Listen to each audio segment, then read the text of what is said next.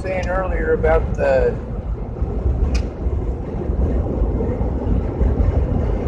pretty much everything you were saying earlier is all stuff that I've been speaking out about and also working on. The whole issue that I got is the people who are saying the same thing as me are assuming that I'm saying the opposite, and I'm really not. Like, I know that the court system doesn't work, so I do a lot of shit that literally I know would be against the law because I have to. Well, then let me ask you something.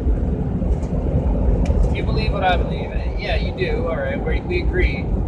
Your actions show otherwise. Why are you still, like, working to clear your name, fight the court system, advocate for yourself legally? That's the thing, is that you're saying advocate for myself. What I'm saying is that I can't. I can't advocate for myself. Right. I'm not allowed. Somebody has to care. Yeah. But then your actions are going against what you believe, in that you are still trying to clear your name, exonerate yourself. When it seems like, if you agree with me, that's not effective. It's not. Well, I know that it's not effective. That's why I'm not trying to advocate for myself. I need an advocate to speak for me. Right. You need an autism specialist. I do. That's what I've been saying. A lot of people keep making that suggestion. I've been trying since before Natalie died. Twofold. You need twofold. Autism specialist that can work with a lawyer. You need a lawyer too. Right, exactly. Somebody to navigate the law, somebody to navigate advocating on behalf of you as an autistic person. Exactly. And that's money. It is money. But see, then there's all these programs that are out there that are supposed to do that. The people keep saying, Sean, you need to do this, you need to do that. And they have the same ideas on rotation. When you got 400 people who are all telling you that this one group is going to help, and you get a hold of that group with the first 10 people who suggested it, you're calling this group, and you're like, these places don't do this. And then you still have, so many more people telling you to do the same thing. Like, no, I've tried that. It doesn't work. That's what I'm proving, is that it doesn't work. What I'm doing right now is showing why it doesn't work. Like the thing in Cheyenne, going to that therapy appointment. That lady that I was supposed to see is supposed to be some sort of an autism lady. She's supposed to know about autism. But she can't coordinate with a lawyer. She can't help me get a lawyer. And she doesn't That's not her job, right? Exactly. It's nobody's job. It is literally nobody's job. There ought to be someone who... I know for a fact that people who have therapists, their therapists can, like... I've known people, like friends of mine, who've had, like, therapists, specialists that they see, psychiatrists, as a psychiatrist or psychologist maybe. Yep, both. Either way, they've had a personal therapist that they've been seeing that they've asked to advocate for them in court, as in, like, testify on their behalf or whatever. This is what this person's going through. It's not like they're not a danger to themselves or others, blah, blah, blah, blah, blah, blah, blah. You can do that, right? Through something, right? There's got to be some sort of autism specialist that's able to advocate. That's the thing, is that I've been trying for years. I literally, because of the things that I've been through, I need somebody who actually gives a shit to actually take an active role in helping me, instead of telling me to do this and do this and do this, and then assume what I've done, assume what I haven't done. And then because they're not there to see it, then it must mean that I'm not making an effort.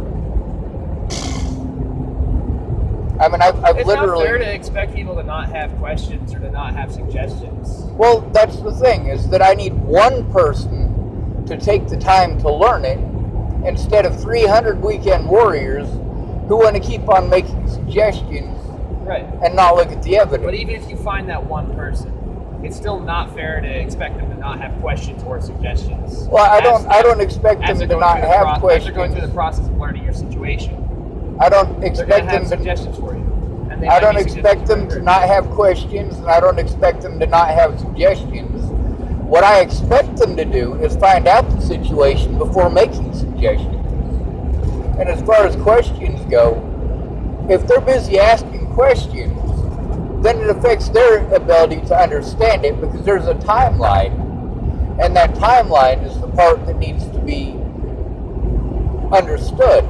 But then, let's say, all right, for example, with the whole Natalie situation, I literally never threatened to harm anybody in their family until my grandmother's funeral in April of last year. However, they'd been pretending that I threatened their family since I was in Virginia in October of 2016. So then, because they were pretending that I threatened their family in October of 2016, a lot of people harmed me, physically harmed me. And they were able to do that because they knew that there's nobody in your corner. If you're homeless, there is only one reason that you're homeless. And there are so many things that are a part of that, but you're homeless because you don't have a home. You know, and a lot of people want to do this sentimental bullshit like, oh, you know, where I lay my head is home. No, there are certain rights that you have because you have a roof over your head. If you don't have that roof, you don't have the right to a blanket in a lot of places. You don't have the right to urinate in a lot of places. And then there's the people always want to bring up an exception to the rule that they know. And if they don't know an exception to the rule because they have no idea about the situation, they'll make one up. And then you're arguing with people who are like, well, what about people in this and this and this and this? No, what I'm talking about is the majority rules. If we're going to talk about, like, most homeless people grew up in foster care. Yeah, you can go ahead and tell me about some rich dude who's driving and it's always a convertible in these stories. You can tell me about this rich guy who's panhandling and driving a convertible Ferrari or a convertible Camaro all you want. But the fact is, I don't know that guy. I knew a guy who was driving a BMW and he was homeless, but he had paid off that BMW. When he went homeless, it was the only thing that he owned that was paid off. Right. All I'm saying is it seems like you want this situation to be resolved exactly, like you want it to go exactly your way. And that might not happen. You might have to make some compromises. What I'm saying is that I've made nothing but compromises, and it's not going my way. Nobody wants to listen. They want to keep on making suggestions and not find out the situation. Then we're arguing generalities, and once you start arguing generalities with people, then you start dealing with pretty memes that people read on Facebook. And pretty memes on Facebook don't fix shit. If you got scurvy, somebody telling you a bird in the hand is worth two in the bush just isn't help. If you got scurvy and your teeth are falling out, you got scurvy. You got scurvy, exactly. Drink some fucking pineapple juice. That's right. But when you got scurvy and you're telling somebody that you got scurvy, and they're wanting you to drink some salt water because your teeth hurt because they're falling out, like, yeah, I don't need salt water. Salt water is going to make it worse. But they don't want to hear that. They want their suggestion to work. They want their suggestion to be the one that fixes the situation. I know that you know this situation better than anyone. I know that you have the most experience with what's going to work for you and what won't. Yep. But still, at the end of the day, you can't expect it to go your way 100% of the time. And I'm saying it never goes my way. So fucking expectation part of it, it's other people's expectations that I'm dealing with. If somebody wants to ask me today, did you ever threaten anybody in Natalie's family? Yes, I absolutely fucking did. I threatened to harm her dad if he did anything to anybody else in her family. However, at the point that they were pretending like I was doing that to their family, it continued. The assaults continued. The threats continued. All of the bullshit that I was dealing with from when I left in October of 2016 to August of 2018 at my grandmother's funeral, the things that I was dealing with were because they pretended that I would do these things. And at the point that I actually got where I was to the point that I had to threaten somebody, I threatened Ted Bollinger. I threatened him that if anything happened to Miss Shelley or Miss Danica or Alicia or Rose or any of them, that I'd kill him. Would I literally kill him? Fuck no. I'm against killing people. Kind of like, I'm against beating up somebody for being black. I'm against beating up somebody for being an immigrant. But I'm also against beating up people who are Nazis. I know so many people who grew up in fucked up situations like I did. I'm for beating up Nazis. I know. As soon as you choose that violent ideology as a way to live, then you have lost the right to peaceful discourse, in my opinion. Well, see, if that's your opinion, and if I were to adopt that opinion, then right now I would be killing cops and I would be killing Natalie's family. I'm for killing cops, by the way. I'm pro killing cops. If I could get away with it, I would. For me, I wouldn't do it even if I could get away with it, because I feel that locking them away is a much better example. Because as soon as you kill a cop, he becomes a martyr. I am against the prison industrial complex. I am against prison as an institution. I am against imprisoning people. So no, I don't think locking them up is a good. It might make an example out of a cop. You might be right there. It's just it goes against my morals.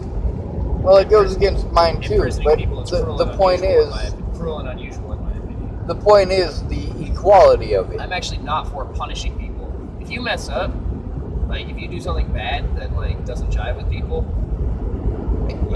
depending on the severity of it and the person you harmed and their wishes, or the people that you harmed and their wishes, I want to open it up for that person to be accountable and learn from their mistakes.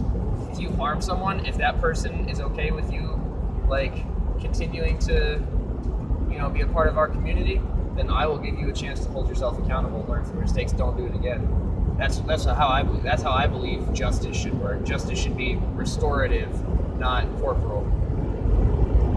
And I can agree to that to some degree. At the same time, it's the whole equality factor. For me, if you're going to lock up homeless people for being homeless, then you should lock up cops for being cops. I'm obviously not pro locking up homeless people for being homeless. So why would I be pro locking up cops for being cops? I'm pro just eradicating cops. The only situation in which, and this comes back to like the restorative justice. If a person who is a cop, because I do see people behind the badges, but when they're wearing the badge, I see a cop.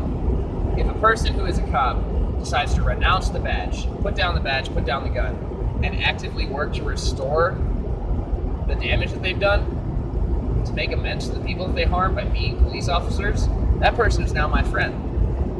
If they won't do that, then they're up against the wall. I'll kill them if I can get away with it. Well, see, you're saying a lot of stuff that I've been saying, except for the killing part. Now, also, throwing them in jail though, that just doesn't jive with me. I think that's cruel and unusual. I have made several statements where I believe that it is okay to kill a police officer. I believe that at this point there aren't other recourses. When violence is the answer, it is the only answer. But violence is rarely the answer. We're backed up against the wall now. We are backed up against the wall. But then we've got the situation where, all right, like who I used to be is a lot different from who I am now. Like a lot of the people who called me family and claimed that they cared, claimed they loved me, and so on and so forth. The reason that they liked me so much is because they thought that I didn't judge them. No, I do judge them. I judge everybody. But it was that I didn't pass judgment on them. Like, I'm pretty judgmental. Do what? I'm pretty judgmental. So am I. But the passing of judgment is what you're talking about. And there's a big difference. Like, all right, there's this guy, Pierre, and he's a skirt chaser. He's always been a skirt chaser. And as long as I've known him, that's just what he's been. But at the same time, I still treated him like a human being. I didn't pass judgment on him for the wrongdoings that he was doing. And whether or not it's wrong is based on your personal morality. Treating people like people involves, if you're talking about respecting a person, treating people, it also means being honest with them and saying, hey, I think this is fucked up. You should stop. Right, exactly. It's but not when passing judgment, it's just being real. Well, see, that's the thing. If you're being real, then you need to understand the whole situation. And for some situations, you don't need to understand the whole situation. If I walk into a room and I see one person attacking another person, well, I want them to stop. There, yeah. But for me, the person that I used to be, I didn't go throwing it in their face, every single thing that they did wrong. But then, when they made false promises, when they didn't keep their word, when they treated me like shit because they didn't keep their word and because they didn't keep their end of the bargain, yes, I absolutely passed judgment on them. Like, alright, slut shaming, for example. I think slut shaming is the most shameful thing a person can do. Just short of, there are things that are worse than that, but as far as procreating and the human race or any other race continuing, whether it's a race of dogs or a race of chimpanzees or a race of geckos or whatever, procreation is how that happens. So sex is not wrong. And also, I don't believe in another person as property. So I believe you should be able to have sex with whoever you want, provided that they're consenting. But then there's limits to that as well. Like, really, I find that if somebody is under the age of 18, that's pretty fucking gross. And for me, I'm 38. I really find anybody... I have two hard boundaries when it comes to consent. Consent should be A, freely given and freely withdrawn. Okay? No, I have three hard boundaries. Consent should be freely given, freely withdrawn. As in, if a person's like, I'm not sure, you shouldn't push it. Right.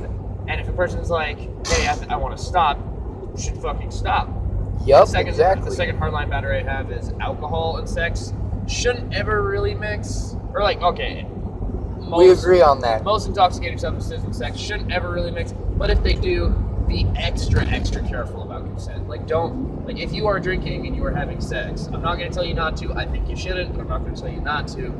You have to be extra careful about consent. You have to be the best at consent. And my third hardline boundary is, if you're over 18, don't sleep with somebody who's under 18. Exactly. If you're not 18, you're 12. No matter what, if you're not 18, you're 12. And that's how I always look at it. But then there's a lot of stuff that goes along with that, like with slut shaming. There were some people in Montana that decided that they were going to go out of their way to do things that they knew send me into a panic attack. They knew that it was going to send me into a meltdown, and they do those things anyway. Now, I knew that with these women, that slut shaming them was something that does the same thing to them.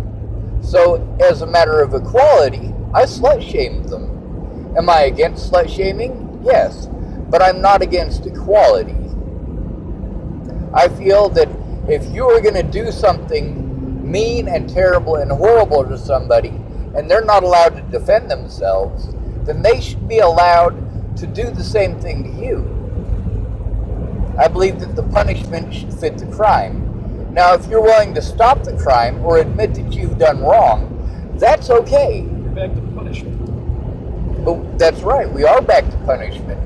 I don't believe in punishment. I didn't used to, but I do now.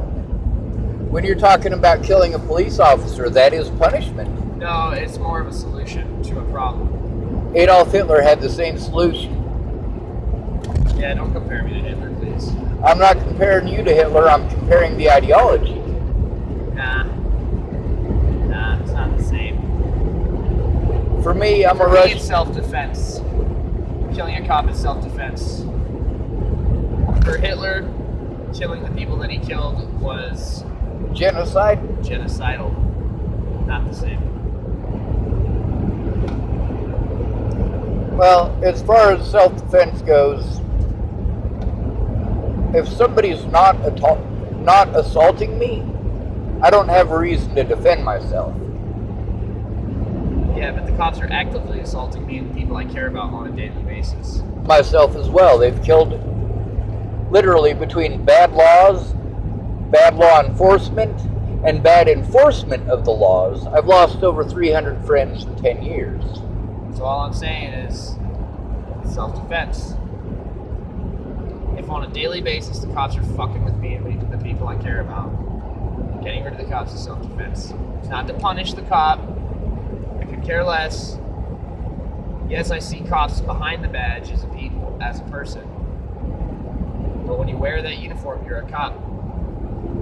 You're an enemy. See, I do see it the same way. At the same time, when I see a police officer walking up to the door, I'll open the door for them. I'll say yes sir and I'll say yes ma'am, and I will treat them like they're a human being until they show me that they're not. Most of the time, they show me that they're not. But, alright, for example, in Wyoming, right? Most of those officers treated me better than any officer in Colorado. Short of Officer Abel Ramos, who really, he's not a good cop, I gotta say. He's a good man, but he's not a good cop. And then also, as far as being a good man, he can't be a good man because he's a cop. Yeah, exactly. So it makes it complicated. As far as, alright, let's say it like this. A lot of the things that we're dealing with, they had to deal with in Nazi Germany. We're seeing Nazi Germany happening again here in the United States. Where, alright, for example, there was a thing about how the ICE places where they've got all of these immigrants, how there was a sink that wasn't working and the guards had told them that they can drink out of the toilet. Well, the guards did the same thing to me when I was in Boulder County Jail. But nobody gave a fuck. I don't fit the criteria for people giving a fuck. Black Lives Matter doesn't care because I'm not black. Immigrants don't care because I'm not an immigrant. Is that to say that there's no immigrant that gives a shit? There probably are immigrants that give a shit because the things that happen to me are things that they're going through too. But I can't say they, because if I say they, then somebody's going to take that as a racist comment. So then I'm stuck in this situation where I have to mind my P's and Q's, and I have to watch my language, even though the things that I'm pissed off and cursing about are the things that somebody should be pissed off and cursing about. But, for example, there's a guy named Zaid Atkinson, right? He lived in Boulder. He looks like a homeless person. There's a guy named John who, for years and years, picked up garbage there with one of those little grabbers and a bucket. And then there's another guy named James who's actually still in Boulder doing that with a grabber and a bucket. Now, James and John have both been given tickets for littering for picking up garbage. Zaid Atkinson is black, and he's not homeless like John and James were. Now, the thing with Zaid Atkinson is that because he has a roof, and because he goes to the hippie college, and because he had that grabber, and because he had that bucket, two things happened. One, he was targeted as a homeless person, not as a black person. The Boulder Police treated him like they would any homeless person, except they were a lot nicer to him because there was a possibility that he did actually live there. But he also didn't get the same treatment as a homeless person. There was somebody holding a camera out the window from where he lives saying, hey, yeah, this guy lives here. I saw McDonald's. Nope, I'm not seeing one. But I also see the actions of bad police officers getting random police officers killed. Kind of like the school shootings, you know? This dork has been picked on all through high school, and these people won't leave him alone.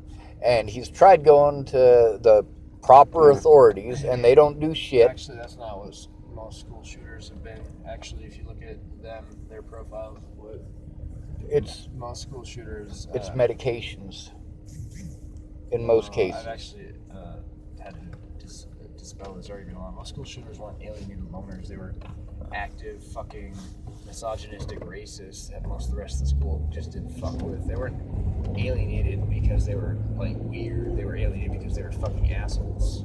Well, see, that's the thing, is that it's easy after somebody is dead to try to peg them that way.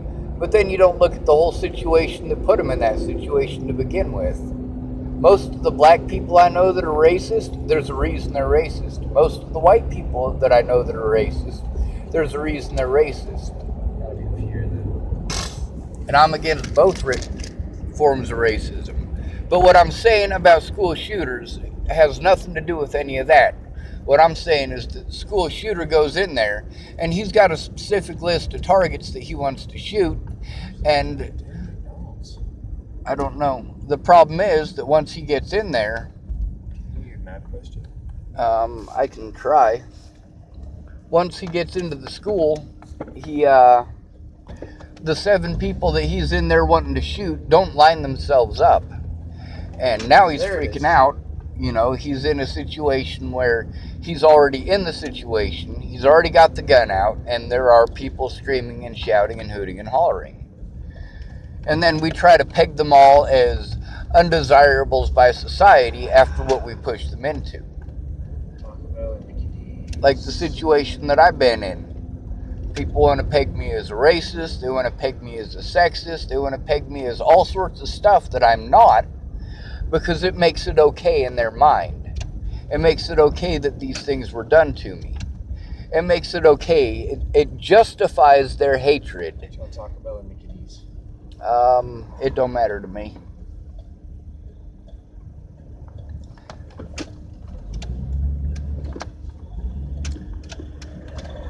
But it's the justification of their hatred after that person can no longer defend themselves in many cases.